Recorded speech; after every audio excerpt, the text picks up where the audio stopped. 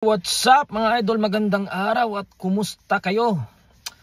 Mga idol, wala tayong pag-uusapan ngayon. Meron lang tayong kumbaga nakakatawa lang mga idol, no? Kasi yung ibang mga haters ni Casimiro, marami naman talagang haters si Casimiro, nagsasabi daw na 18 years daw sa pro, hindi pa daw nag pound for pound king, hindi pa daw na ganito, hindi pa na ganyan.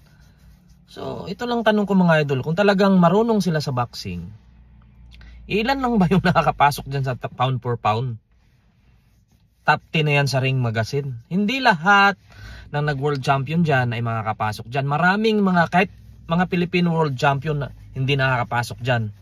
Si yung legend natin, si Luisito Espinosa, sila Jerry Peñalosa, Donnie Nietes. Di ko alam kasi Donnie Nietes, correct me if I'm wrong, kung nakapasok sa Ring Magazine dati. Diba? Yan, mga sikat na yan. Hindi lahat. Pati sa kahit sa Amerika, hindi naman lahat nakapasok dyan sa sa Ring Magazine na yan. Kasi nga, ang nakapasok lang naman dyan, yung mga sikat, mga alaga, mga world champion na sikat. Ganun lang naman yan . Daming magaling na hindi nakakapasok dyan kasi dyan, palakasan din yan dyan . Dapat talunin mo yung isang pound for pound fighter, talunin mo yung pay-per-view king, mga ganun para makapasok ka dyan. Hindi ibig sabihin nag 3 division, 4 division ka papasok ka na. Maraming hindi nakapasok dyan, kahit sila George Arcin, hindi na nakapasok ba yun sa sila Montiel, nakapasok ba yun sa Ring Magazine? Wala akong balita kung nakapasok sila noon.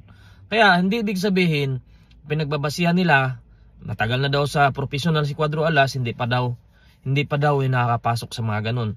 Pero hindi nila inisip, ganito yun hindi lahat ng nagboxing nakakuha ng world title o nanalo ng world championship. Kahit isa na pakahirap kunin yan, yung tatlo pa kaya, doon pa lang 3 division world champion, malaking achievement na yun sa boxing. Isang world title pa nga lang, isang champion pa nga lang, isang world championship nga lang, hirap kunin. Yun pa kayang tatlo. Si Magsayo na mismo nagsabi niyan na napakahirap kumuha ng world championship talaga, lalo 'di ba? Isa pa nga lang, tatlo pa kaya, 'di ba? So, wala, yung mga haters lang kasi ni Casimiro, kadalasan diyan wala namang alam sa boxing. Yung nag-alam-alaman lang, talaga hindi nila sinusuri, ang inuuna lang nila, magalit sila dahil ganito ganyan. Oo, ando naman tayo, hindi naman talaga marami talagang haters si Cuadro Alas dahil sa mga maling decision, maling mga sinasabi. Pero kung titingnan mo yung boxing side talaga, kung ano bang naiambag niya sa bilang boksingero, 'di ba, sa Pilipinas.